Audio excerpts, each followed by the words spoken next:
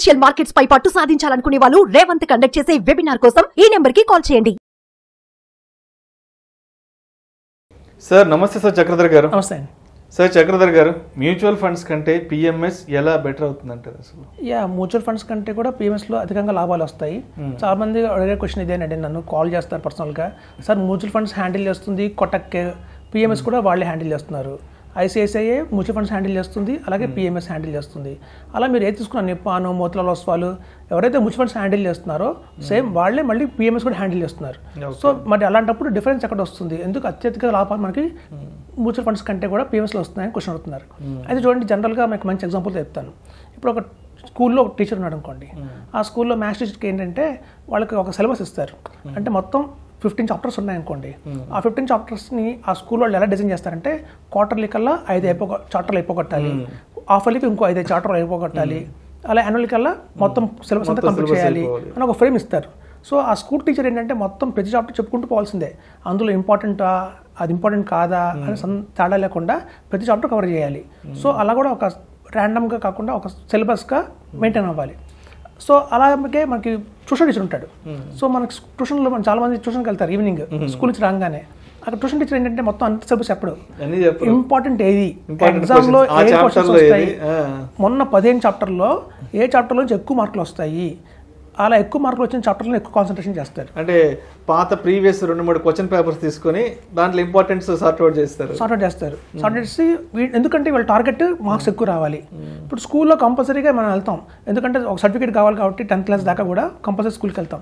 కానీ ట్యూషన్కి వెళ్ళాలంటే మార్కులు వస్తేనే వెళ్తాం. సో ఆ ట్యూషన్ టీచర్ బాగా మంచి మార్కులు ఇస్తాడంటే మళ్ళీ వెళ్తారు జనాలు, లేకపోతే వెళ్ళరు. సో ఇక్కడ చూస్తే అదే మెయిన్ డిఫరెన్స్ అండి.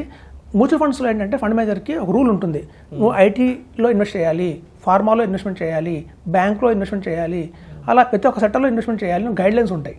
సో అలా మ్యూచువల్ ఫండ్లో ఫండ్ మేనేజర్ మొత్తం ఆ గైడ్లైన్స్ని ఫాలో అవుతూ ఇన్వెస్ట్మెంట్ చేయాల్సి వస్తుంది. ఆయన తెలుసు ఫార్మాల్ రిటర్న్స్ ఏం రావట్లేదు, ఆటో భయంకరంగా ఉంది, రిటర్న్స్ రావట్లేదు, బయట రెస్ట్రిక్షన్ ఉంది, ఐటీలో పెద్దపాటి రిటర్న్స్ ఏం రావట్లేదు, అయినా సరే ఇన్వెస్ట్ చేయాల్సిందే. ఎట్లయితే ఒక స్కూల్ టీచర్ ప్రతి ఒక్క సిలబస్ ప్రతి ఒక్క చాప్టర్ చెప్తూ వెళ్ళాల్సిందో కంపల్సరీ ఉంటుందో, అలాగే ఇక్కడ మ్యూచువల్ ఫండ్స్లో ఫండ్ మేనేజర్కి ప్రతి ఒక్క ఐటీ ప్రతి ఒక్క సెక్టర్లో ఇన్వెస్ట్మెంట్ చేయాలి. అలాగే చూడండి, మన ట్యూషన్ టీచర్ లాగా పిఎంఎస్లో టీచర్కి ఇన్ని సబ్జెక్టులు చెప్పాలని రూల్ ఏం లేదు, చాప్టర్స్ అని చెప్పాలని రూల్ ఏం లేదు. కేవలం ఎట్లాంటి స్టాక్స్ కొంటే రిటర్న్స్ ఎక్కువ వస్తాయి, ఈ టైంలో ఫార్మా బాగుందా ఇన్వెస్ట్ చేస్తారు, ఈ టైంలో మ్యానుఫ్యాక్చరింగ్ బాగుంది, డిఫెన్స్ బాగుంది, సోలార్ ఎనర్జీ, పవర్ ఎనర్జీ బాగుంది, ఇట్లాంటివి ఏదైతే కీలకంగా ఉన్నాయో ఇన్వెస్టర్కి రిటర్న్స్ భారీగా వస్తాయో అట్లాంటి సెక్టర్స్ మాత్రమే ఇన్వెస్ట్ చేస్తారు తప్ప వీళ్ళ మొత్తం ప్రతి ఒక్క సెక్టర్లో ఇన్వెస్ట్ చేసుకుంటూ రావాలని రూల్ ఏం లేదు. సో కాబట్టి ఇక్కడ మీకు ఏంటంటే ఫండ్ మేనేజర్కి చాలా చాయిస్ ఉంటుంది, ఒక ఫ్రీడమ్ ఉంటుంది అనమాట ట్యూషన్ టీచర్ లాగా. సో వాళ్ళ గోల్ ఎట్లయితే మార్క్స్ తెప్పించాలని ఉంటుందో వీళ్ళకి రిటర్న్స్ ఇవ్వాలని గోల్ ఉంటుందన్నమాట. సో వీళ్ళ రిటర్న్స్ బట్టి నెక్స్ట్ ఇయర్ చాలా మంది ఇన్వెస్ట్ చేసుకుంటూ వస్తారు. ఇప్పుడు మీరు చూస్తే గణనీయంగా మొత్తం ఏపీ తెలంగాణ చూస్తే మనం గత 4 సంవత్సరాల క్రితం చూస్తే పర్ మంత్ మనకి ఒక్కొక్క మొత్తం ఏపీ తెలంగాణలో 5 అప్లికేషన్స్ వచ్చాయి పిఎంఎస్. మొత్తం పిఎంఎస్లో ఇన్వెస్ట్ చేసే వాళ్ళు ఎవరంటే 5 ఉండేవాళ్ళు అంతే. కానీ ఇవాళ రోజున ఎలా మారిందంటే మొత్తం ఏపీ తెలంగాణలో పర్ మంత్ 500 అప్లికేషన్స్ వస్తున్నాయి. 500 అంటే చూడండి ఎంత అవేర్నెస్ పెరిగింది పిఎంఎస్ మీద అని. ఇప్పుడు చూడండి, పిఎంఎస్ మనకి మ్యూచువల్ ఫండ్స్లో చూస్తే ఎంత ఫండ్స్లో ఇన్వెస్ట్ చేసినా కూడా, ఎంత బ్రహ్మాండమైన ఫండ్స్ తీసుకున్నా కూడా మనకి కేవలం 12 to 15% కంటే రిటర్న్ రాదు. ఎందుకు అంటే అక్కడ ఫ్రేమ్వర్క్ చాలా ఉంటుంది, చాలా కాంప్లికేషన్స్గా ఉంటాయి. అన్నింటిలో మనం తెలియకుండానే 5 ఫండ్స్ 10 ఫండ్స్లో ఇన్వెస్ట్ చేసుకుంటూ వెళ్తాము. అలా ఏమవుతుంది, మన రిటర్న్ అంతా డిగ్రేడ్ అవుతుంది అనమాట.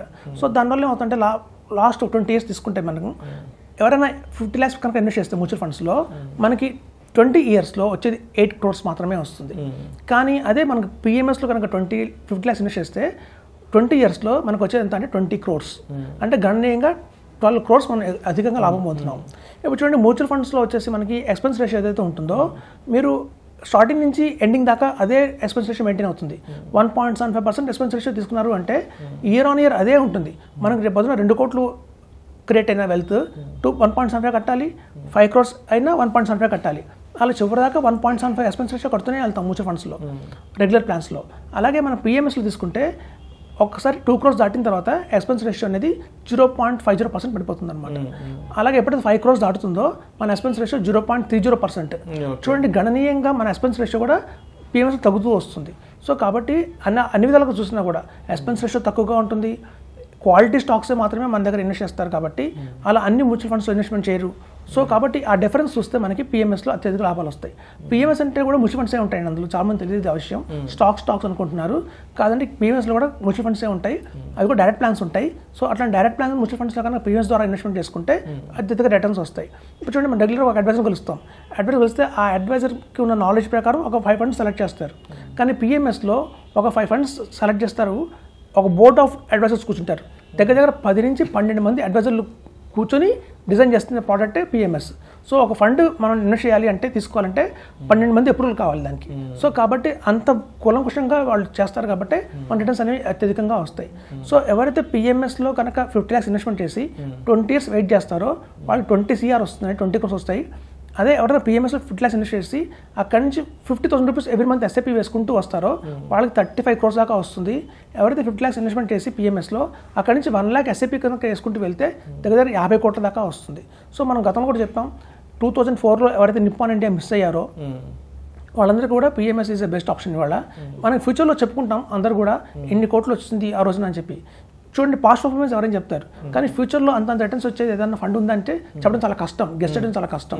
కాబట్టి మనకి PMS is the best option అని చెప్తున్నాను. Thank you sir, thank you so much Chakradhar గారు.